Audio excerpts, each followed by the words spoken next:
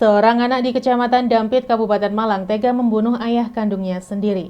Belum diketahui motif pembunuhan tersebut, namun pelaku diduga mengalami depresi sejak 2013 silam. Jenazah Suradi, korban pembunuhan oleh anak kandungnya sendiri, langsung dibawa ke kamar mayat Rumah Sakit Saiful Anwar Malang untuk dilakukan visum. Pria 65 tahun ini tewas di tangan anak kandungnya sendiri yang diduga mengalami depresi.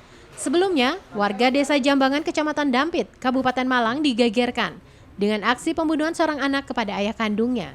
Selain membunuh ayah kandungnya, pelaku juga melukai kakaknya yang bernama Ponimi, 47 tahun, yang mencoba menolong ayahnya.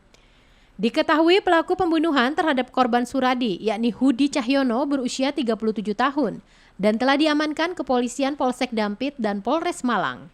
Menurut perangkat desa Jambangan, aksi pembunuhan terjadi di saat pembongkaran rumah milik korban. Diduga lantaran terganggu, pelaku membacok korban dengan menggunakan senjata tajam. Korban sendiri dikenal warga mengalami depresi sejak tahun 2013 silam. Usai mendapat laporan, polisi langsung melakukan olah tempat kejadian perkara. Polisi juga mengamankan pelaku di Polsek Dampit. Anaknya kan depresi, dia lagi-lagi pas pukul 7, kan ini lagi pemugaran rumah, sehingga dengan kata-kata akhirnya orang tuanya itu tebang pakai arit gitu. Kemudian si mbaknya mau menolong, dia juga dibabat semuanya. Saya kena tangan sama ini pelipisnya sini. Jadi total korban ada 2 orang gitu? 2 orang. Dan semuanya keluarga, Pak ya?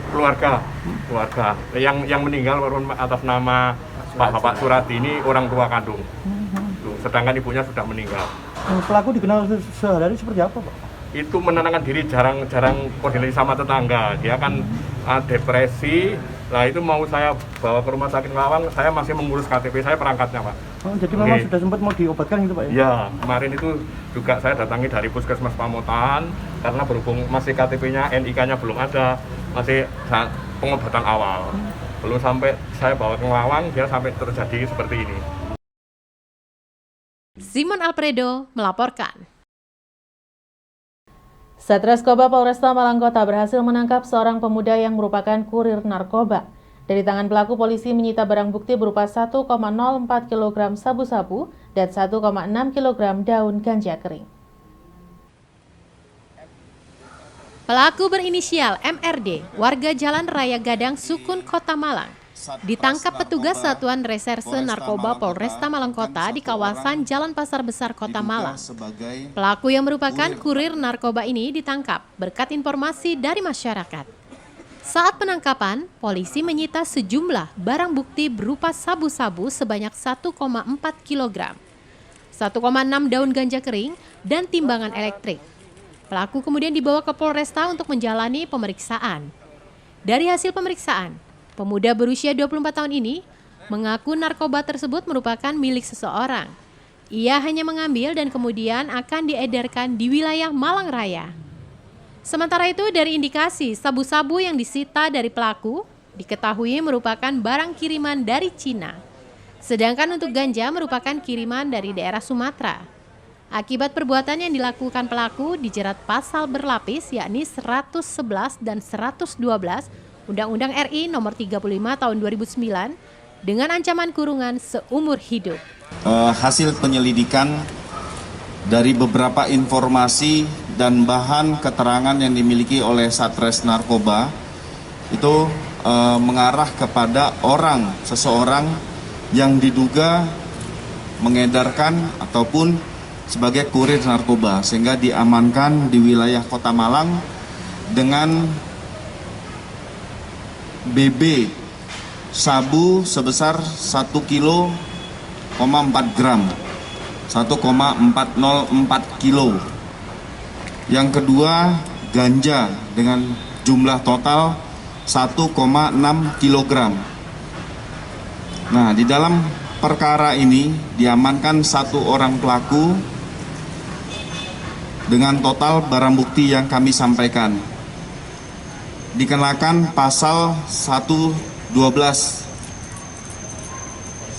ulangi 111 dan 112 ayat 2 Undang-Undang 35 tahun 2009 tentang narkotika. Ancaman hukuman seumur hidup Dengan adanya pengungkapan yang dilakukan oleh Satres Narkoba, khususnya mengamankan sabu 1,04 kg, ini menyelamatkan lebih kurang 10.000 generasi muda yang ada di wilayah Kota Malang. Dengan 1,6 kg ganja, ini menyelamatkan sekitar 8.000 pemuda di wilayah Kota Malang. Simon Alfredo melaporkan. Instruksi Menteri Dalam Negeri yang menetapkan status Kota Malang masuk dalam level 2 PPKM diprotes oleh Wali Kota Malang Sutiaji. Wali Kota mengatakan bahwa status Kota Malang seharusnya di level 1 karena testingnya sudah di angka 16, sementara di Mendagri masih di angka 14. Sesuai instruksi Mendagri nomor 1 tahun 2022 tentang level PPKM di wilayah Jawa Bali, Kota Malang ditetapkan naik level menjadi level 2 dari sebelumnya level 1. Kota Malang yang masuk level 2 PPKM ini mendapat reaksi dari Wali Kota Malang Sutiaji dan langsung memprotes ke Dirjen Kementerian Dalam Negeri. Saat ditemui di kantor Balai Kota Malang pada Kamis siang, Wali Kota Malang Sutiaji menyebut bahwa sebenarnya Kota Malang masih masuk dalam level 1 bukan level 2. Pasalnya, data dari Dinas Kesehatan, angka testing Kota Malang sudah di angka 16.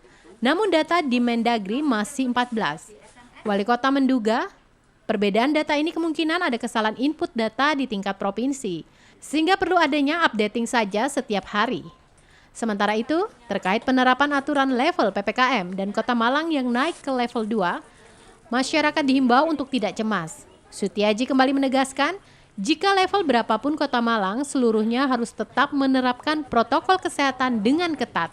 Saya klarifikasi ke kementerian, ya, dan jawaban dari kementerian memang kita satu, itu dari Kementerian Kesehatan. Yang kedua, pemberlakuan aglomerasi 3 daerah. Padahal kemarin kan 3-3-nya kan sudah masuk. Ternyata saya urus, akhirnya saya sampaikan pada dinas kesehatan. Kenapa kita masuk level 2 gitu. Yang walaupun tanda petik ya, saya sampaikan bahwa kita tuh tidak peduli level berapapun, tapi yang penting kita protokol kesehatan. Ya. Setelah saya tracing ke dinas, nah ternyata testing kita yang dianggap belum memadai. Ya.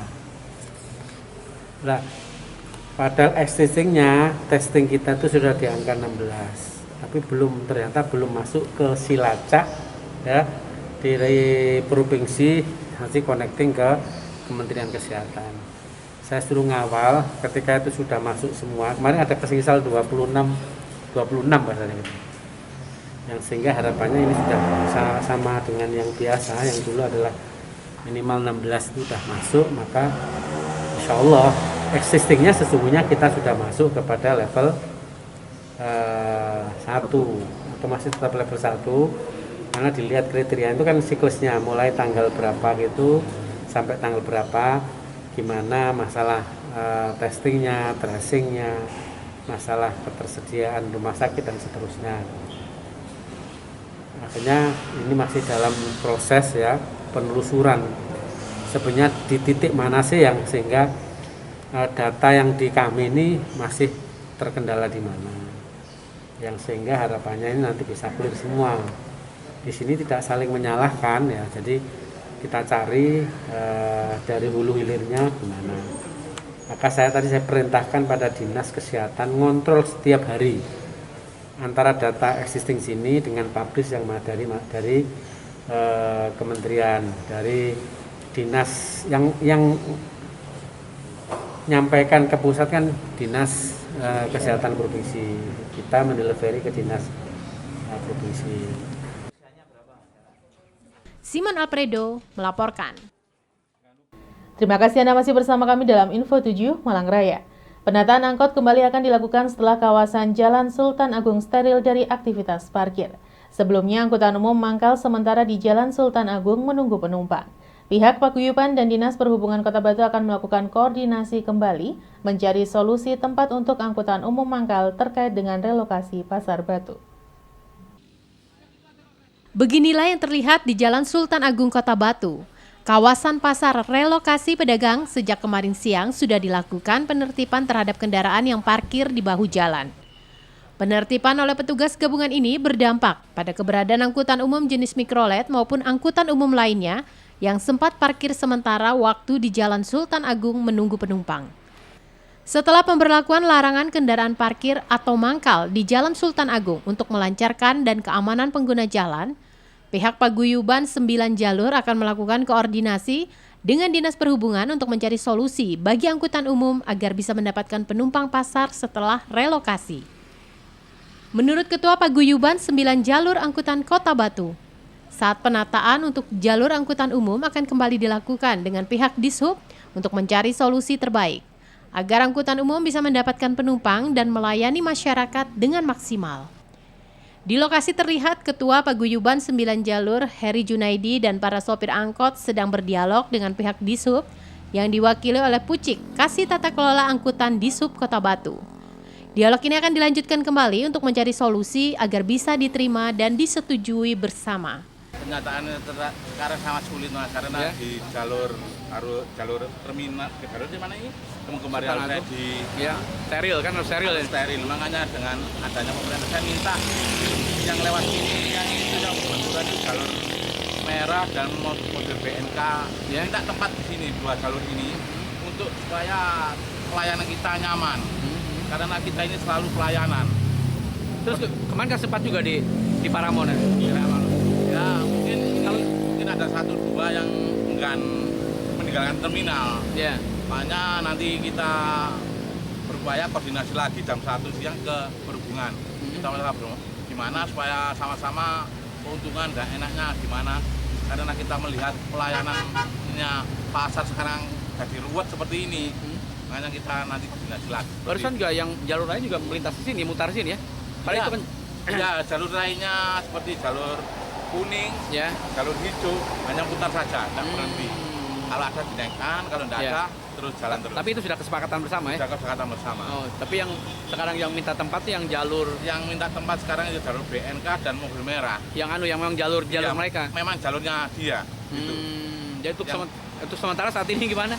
Saat ini mungkin ya seperti ini dulu. Nanti kita koordinasi lagi ke perhubungan jam 1 siang. Nanti hasilnya gimana? Nggak tahu nanti gimana.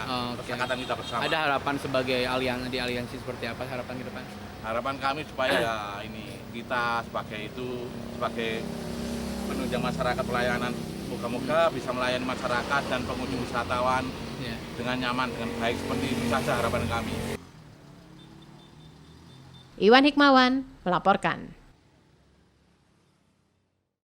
Mengantisipasi terjadinya kembali banjir bandang di Kota Batu, Kementerian Pekerjaan Umum melakukan perbaikan dan pelebaran alur sungai sepanjang 4 km di wilayah Bumiaji, Batu. Pengerjaan ini diperkirakan tuntas dalam waktu 6 bulan. Setelah kejadian banjir bandang di Kota Batu pada sekitar bulan November tahun 2021, tidak hanya mengakibatkan kerugian material tetapi juga korban jiwa. Mengantisipasi kejadian serupa terjadi, Kementerian Pekerjaan Umum melalui Balai Besar Wilayah Sungai melakukan pembangunan sekaligus perbaikan serta pelebaran alur sungai dari Dusun Sambung Bumiaji sampai dengan pertemuan muara Das Brantas sepanjang 4 km. Kegiatan pembangunan yang sudah dimulai sejak 2 bulan yang lalu dengan pelebaran alur sungai dan pembangunan tembok plengsengan penahan yang berfungsi menjadi pembatas alur sungai dengan lahan maupun pembuatan bronjongan untuk menahan atau mengurai kecepatan aliran air. Menurut direksi atau pengawas dari Balai Besar Wilayah Sungai, Kementerian Pekerjaan Umum menjelaskan, proses pembangunan ini diperkirakan akan selesai dalam beberapa bulan ke depan dan pembangunan ini bisa terkendala karena faktor cuaca. Di kawasan Dusun Sambong, Desa Bumiaji, titik terparah banjir bandang terlihat proses pembangunan dengan menggunakan alat berat. Diharapkan dengan dibangunnya tembok plengsengan bronjongan ini akan bisa menahan kecepatan laju air maupun material kayu longsoran, sehingga tidak sampai ke bagian bawah seperti kejadian banjir bandang beberapa waktu yang lalu. Kita di sini sifatnya kan sebagai penanganan darurat ya. Jadi nanti titik yang paling rawan aja nanti yang kita perkuat, nanti ada perkuatan tebing sama, sebagian ada bronjong. Terus yang paling utama kita pelebaran alur kan dari existing yang awal itu sekitar 2 meter, itu kita lebarkan sekitar 4 meter nanti jadinya. Panjangnya Pak? Kalau panjangnya kita sebenarnya sampai ini pekerjaan kita sampai kantor pajak ya, sekitar 4 kiloan, tapi kan per spot nanti, enggak semuanya. Kan kalau kita darurat itu enggak hanya yang prioritas saja. Jadi nanti dilebarkan Pak? Ada pelebaran, jadi seperti yang di Gintung itu kita lebarkan menjadi 4 meter. Terus sebelumnya kan sekitar 2 meter sekian. Terus dipasang pelengsengan? Pelengsengan pasangan batu. Sebelumnya enggak ada Pak ya? Ada, tapi sudah rusak, tapi enggak seluruhnya. Diperkirakan berapa lama Pak? Ini sekitar 6 bulan, jadi kita sudah berjalan sekitar 2 bulanan ini yang mulai kejadian.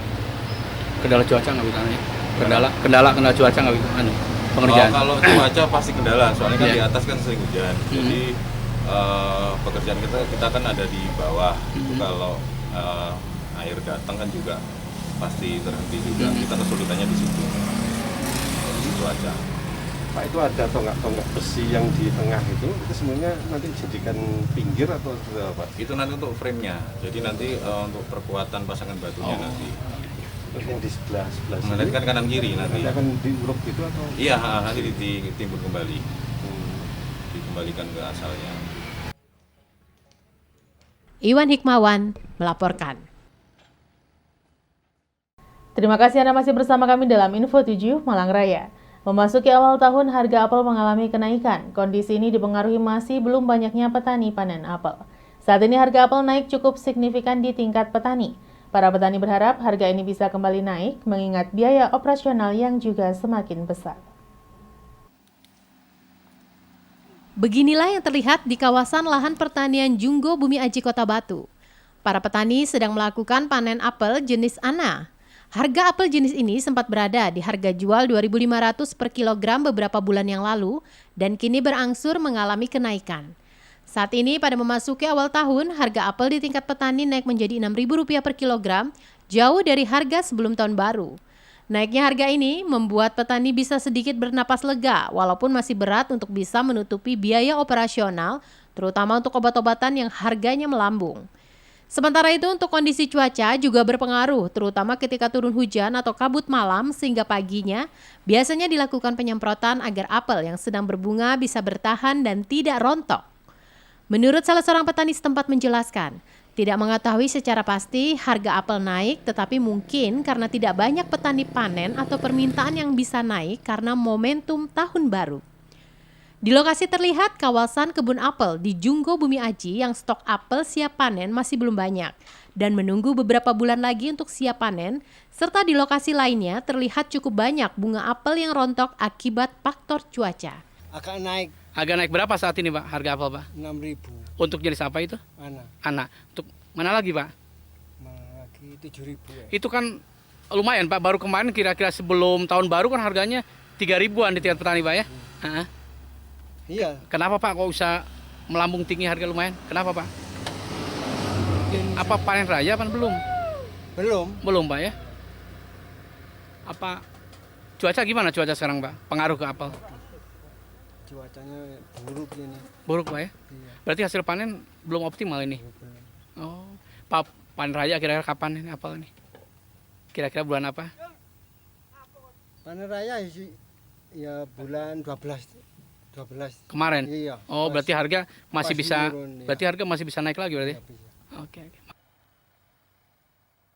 Iwan Hikmawan melaporkan.